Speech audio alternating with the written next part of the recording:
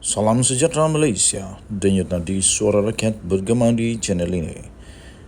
Jangan lupa tekan butang subscribe, like dan share. Malaysia kita punya, cintai Malaysiaku, kita jaga kita.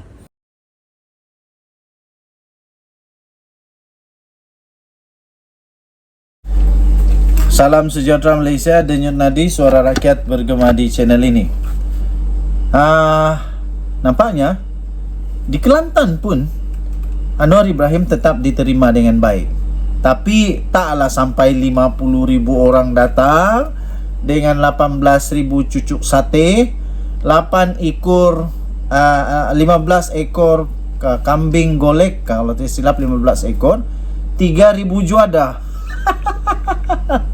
3,000 jenis juada, tak masuk akal langsung. Tapi kali ini lebih jujur laporan ini. Saya pikir ini lebih jujur, lebih logik. Sebab kalau 50,000 orang datang, kamu tahu tak berapa ramai 50,000? Macam mana perlu besarnya kawasan itu. Kecuali diadakan di stadium. Stadium pun tak boleh muat kalau makan 50,000 orang bermeja, tak muat.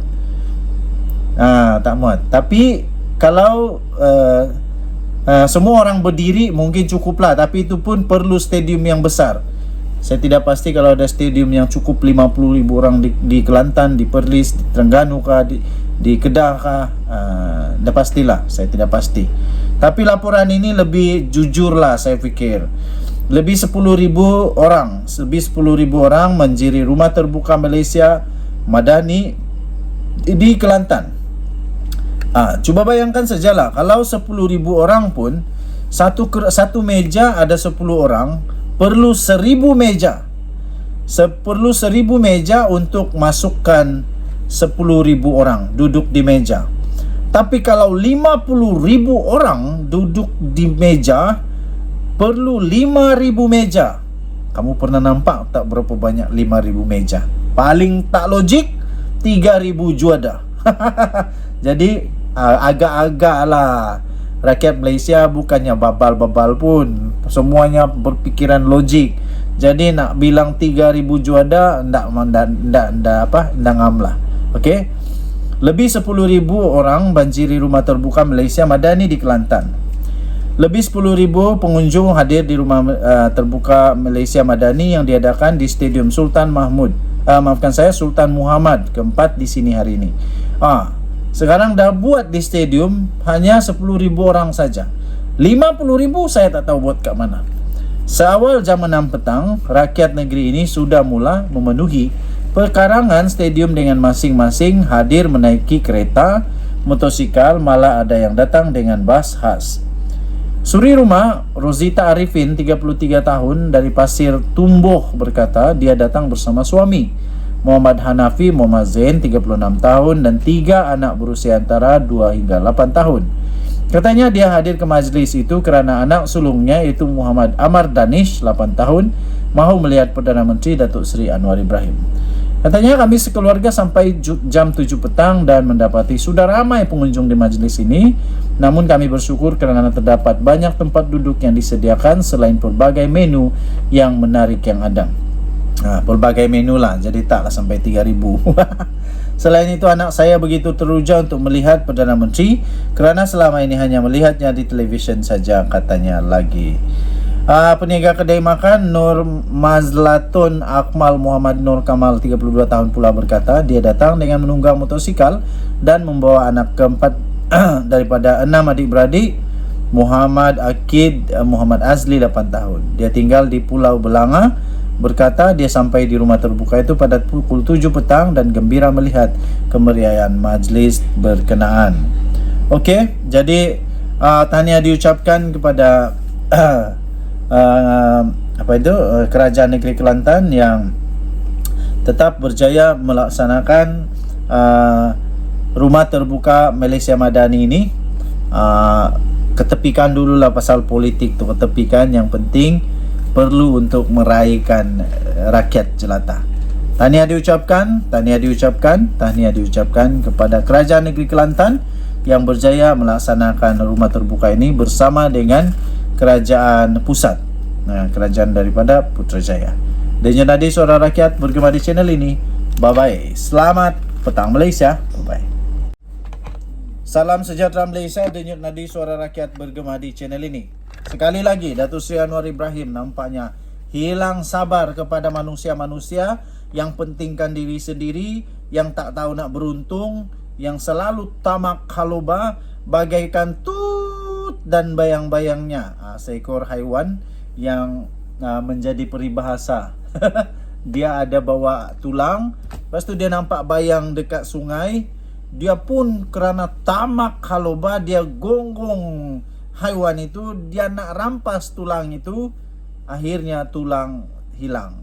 Jadi itulah mungkin peribahasa tamak haluba. Jadi Anwar Ibrahim mungkin sekali lagi memang dah tak tahan lagi dah, kerana Malaysia perlu diselamatkan. Itu menurut Datuk Seri Anwar Ibrahim.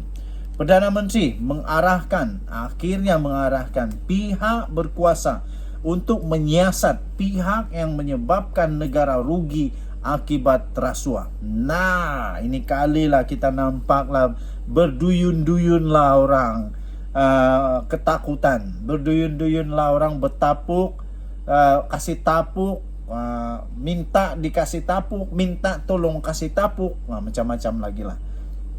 Perdana Menteri Datuk Seri Anwar Ibrahim mengarahkan pihak berkuasa, khususnya Suruhanjaya Pencegahan Rasuah Malaysia atau SPRM, untuk menyiasat semua pihak yang bertanggungjawab di atas kerugian yang ditanggung oleh negara akibat rasuah.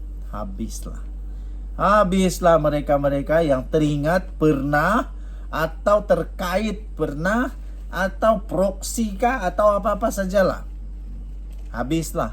Lepas ni memang tidur tak lena lah, makan tak kenyang. Beliau berkata selain SPRM, agensi lain yang diarahkan termasuklah lembaga hasil dalam negeri. Habis. Baru kamu padan muka nak lari lah mana lagi. Bank Negara Malaysia dan Jabatan Siasatan Jenayah Komersial Bukit Polis Diraja Malaysia untuk mengambil apa saja langkah mengikut jalur perundangan untuk bertindak. Nah, ini kali memang tak boleh lari. Ini kali sudah ada gabungan mantap, macam Power Rangers ni. Ada SPRM, ada LHDN, Bank Negara Malaysia, Jabatan Siasatan Jenayah Polis Diraja Malaysia, Bank Negara Malaysia. Memang kalau semua ini bergabung, nak lari mana lagi? Lebih baik berdoa banyak-banyak, bertobat. Itulah kot yang lebih baik, supaya kalau kena tangkap di dunia, sekurang-kurangnya dapat pengampunan di akhirat. Okey lah kan. Katanya kita kena suarakan rasuah, tetapi saya tidak boleh berikan petunjuk satu persatu melainkan arahan umum, kerana ada orang-orang diketahui rasuah berbilion, dah puluh tahun tapi selamat, tidak berani disentuh oleh siapa. Wah, macam kenal, kerana ada orang selalu cakap orang ini takluk dengan undang-undang, orang ini tak berani diambil undang-undang, orang ini kebal undang-undang. Tidak dengan Anwar Ibrahim. Dah puluhan tahun tapi selamat, tidak berani disentuh oleh sesiapa. Kata Anwar, siapa terasa makan lada, dia memang terasa manisnya. Apa erti negara kekuatan undang-undang kalau kita minta polis, LHDN ambil tindakan di bawah, tapi yang di atas itu terlepas, dan kumpulan harta itu pula berpuluh-puluh bilion ringgit. Itu sebab maka saya bagi arahan umum, dan saya harap rakyat tak kira parti, tak kira kaum bagi sokongan terhadap tindakan ini. Katanya selepas menghadiri program Aidilfitri Malaysia Madani di Dataran Merdeka di sini hari ini. Beliau berkata demikian ketika ditanya mengenai tindakan khususnya bagi mencari pihak terlibat kes rasuah berikutan statistik yang dikeluarkan EMIR Research, iaitu Malaysia dianggarkan berdepan dengan jumlah kerugian sebanyak 4 triliun. Ya, saya hampir batuk. 4.5 triliun dalam tempoh 26 tahun disebabkan rasuah dan ketirisan. Perdana Menteri sebelum ini kena jawab perkara ini. Bukan sikit, 4.5 triliun.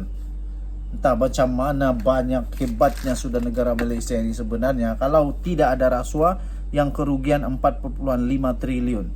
Macam mana sudah keadaan kampung saya sekarang kalau dapat diselamatkan 4,5 triliun ini. Saya rasa tidak ada lagi negara kampung di Malaysia ini yang jalannya macam jalan di bulan. Denyut nadi suara rakyat bergema channel ini. Bye bye.